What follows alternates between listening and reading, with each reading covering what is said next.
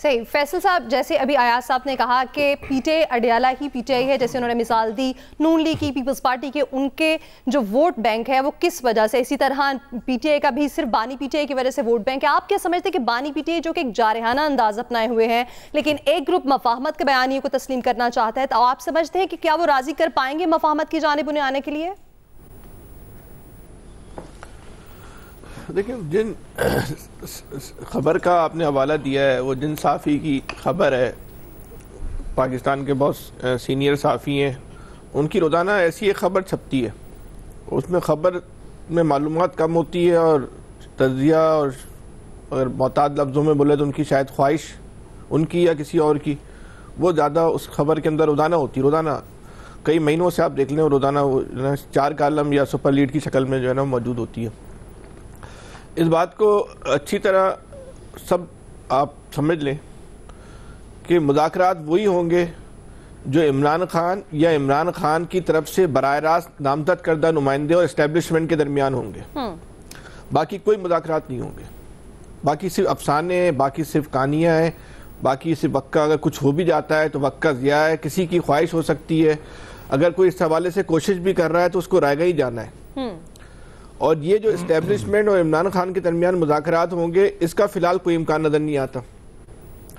کیونکہ اسٹیبلشمنٹ ابھی اتنی مضبوط پوزیشن پر ہے، کارائے حکومت جو ہے وہ کیونکہ بالکل مناسب انداز میں چل رہے ہیں، کسی اس کو یوں سمجھ لیں کسی پریشانی کے بغیر چل رہے ہیں، تو ابھی اسٹیبلشمنٹ کو ضرورت نہیں ہے کہ وہ عمران خان کے ساتھ جو ہے نا وہ مذاکرات کرے. جو پریشانی آتی ہے اس پہ نہیں وہ توڑ جو ہے وہ کر لیا جاتا ہے. تو اس لیے فی الحال تو کوئی مذاکرات کا امکان نہیں ہے. صحیح. لیکن پاکستان ہے، کل اگر صورتحال تبدیل ہو جائے، مذاکرات ہو جائے تو الگ بات ہے. تو یہ ان دو فریقین کے درمیان ہونے، پاکستان میں کی سیاست میں یہی 2 فریق بچے ہیں، باقی کوئی فریق بچا بھی نہیں ہے پاکستان کی سیاست میں. اور ایک بات کو اور بھی سمجھنے کی ضرورت ہے کہ جو کہا جاتا ہے نا کہ حکومت کے ساتھ مذاکرات کیے جائیں، تو یہ جو حکومت ہے نا اس وقت پاکستان میں، جس دن یہ مذاکرات ہوں گے نا عمران خان کی اور اسٹیبلشمنٹ، تو اس حکومت کی ضرورت ہی نہیں رہے گی. اور یہ حکومت ایک جاندیدہ لوگوں کی حکومت ہے، ایسا نہیں ہے کوئی فارغ لوگوں کی اور بیوقوف لوگوں کی حکومت ہے. ان کو بھی اس بات کا ہے نا اندازہ ہے. تو حکومت بھی کبھی یہ نہیں چاہے گی کہ عمران خان جو ہے نا مذاکرات کی ٹیبل پر آئیں. یہ الگ بات ہے وہ بیان دے گے کہ سیاسی راستہ نکالیں، بیٹھ کے بات کریں، مذاکرات کے ذریعے مسائل کو حل کریں، لیکن حکومت کبھی چاہے گی نہیں کہ مذاکرات ہوں اور مذاکرات کامیاب ہو. جب مذاکرات ہو گئے کامیاب اور ناکام تو چھوڑیں، تو مذاکرات کے بعد تو اس حکومت کی کوئی ضرورت ہی نہیں رہے گی. تو حکومت کیوں چاہے گی کہ وہ کچھ کرے گا؟ تو کیونکہ سیاسی طور پہ تو حکومت کے پلے کچھ بھی نہیں ہے. حکومت یا حکومت کے جتنے بھی اتحادی ہیں وہ تو بالکل خالی ہاتھ ہیں. دستے شفقت ہے سر کے اوپر، ہاتھ ان کے خالی ہیں. تو وہ مذاکرات کا مطلب ہی یہ ہوگا کہ دستے شفقت جو ہے وہ ختم ہو چکا ہے. تو یہ کیوں چاہیں گے کہ یہ تو زبردستی ہاتھ کو پکڑ کے رکھیں گے، ہمارے سر پر سے ہاتھ مت ہٹانا، چاہے آپ کو جو کرنا ہے وہ کر لیں. جہاں تک عمران خان کا جو رویہ ہے اس میں اعتدال آ جائے، اس میں یا نرمی آ جائے.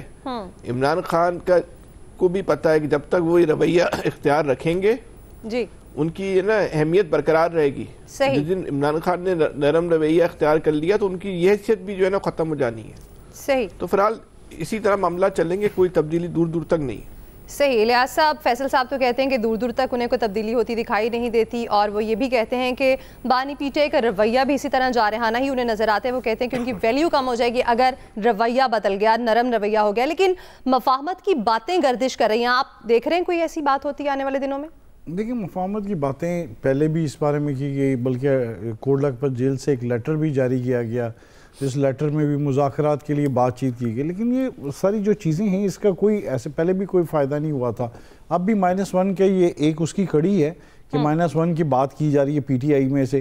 لیکن اصل میں جو اس میں ہے یہ لیڈرز جو کریکٹرز ہیں جن کے نام آ رہے ہیں یہ نہیں ہیں. اصل جو اس میں سٹیک ہولڈر ہے وہ عوام ہے، لوگ ہیں، ووٹرز ہیں، جو سب سے زیادہ تعداد ہے جن کی. اگر وہ مانیں گے تو پھر -1 ہوگا، ورنہ اس کے علاوہ تو کوئی نہیں -1 کرتا.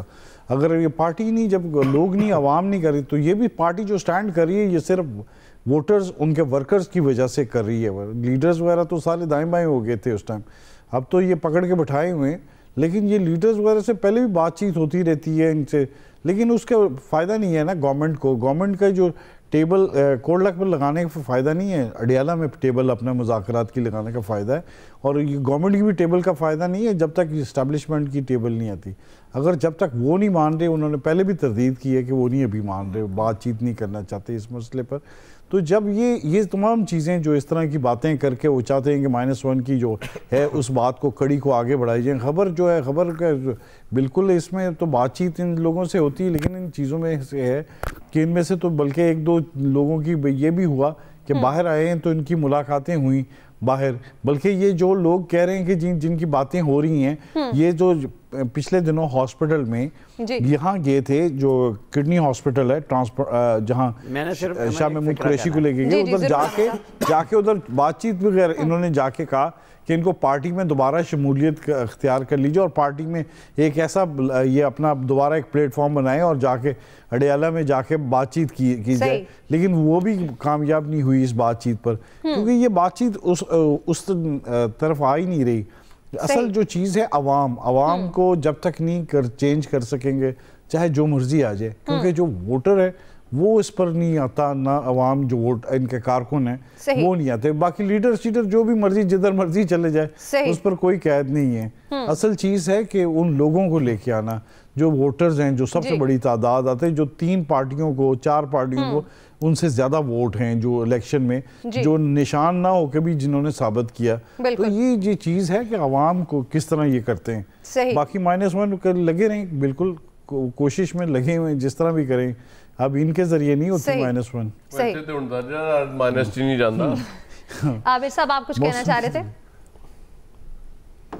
جی میں یہی کہہ رہا تھا، جن بوت بنا لیں پی ٹی آئی کو، مذاکرات شہباز شریف اور زرداری سے کریں گے تو رستہ بنے گا. اسٹیبلشمنٹ سے بات نہ یہ کر سکیں نہ ان سے کوئی کرے گا. AI کے ذریعے کر لیں.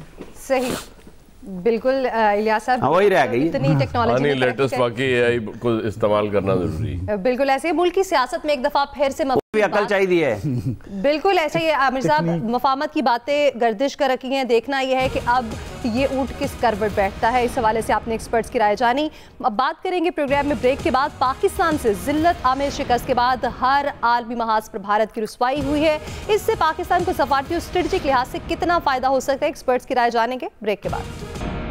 Welcome back. تو ناظرین، پاکستان سے عبرت ناک شکست کے بعد بھارت کو سیاسی، معاشی اور دفاعی سمیت ہر عالمی محاذ پر رسوائی کا سامنا ہے. وہ بھارت جو خود کو خطے کا سپر پاور کہتا تھا، جو رافیل کے پروں پر غرور کی پرواز بھرتا تھا، جو دنیا کو یہ باور کرانے میں مصروف تھا کہ جنوبی ایشیا میں طاقت کا واحد مرکز نئی دہلی ہے، آج وہی بھارت عالمی میڈیا کی سرخیوں میں ناکامی، جھوٹ اور عسکری ذلت کی علامت بن چکا ہے. آئے روز عالمی ادارے، غیر جانبدار جریدے اور دفاعی تجزیہ کار پاکستان کے موقف کی تائید کر رکھے ہیں. آج دہشت گردی بھارت کی پہچان بن چکی ہے. سڈنی حملے کے سارے تانے بانے بھارت سے جا مل رکھے ہیں اور بھارت کی دفاعی صورتحال بھی سب کے سامنے ہے. اور معاشی محاذ پر امریکی ٹیرف کے بعد بھارتی معیشت